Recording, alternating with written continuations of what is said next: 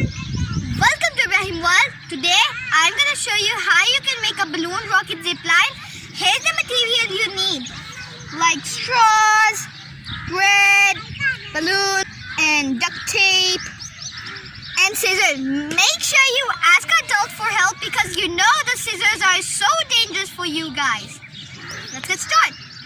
Here's the zipline I made with the thread, and I tied it on this tree to the other tree, and I also insert a straw. If I connect the balloon on it and then inflate it and then let it go, it will go right over there and it will be fast as a rocket. I inflate the balloon, then I connect it to the straw with the help of tape. Now I'm gonna let it go. It will go right over there. Ready? 3, 2, 1. Made it!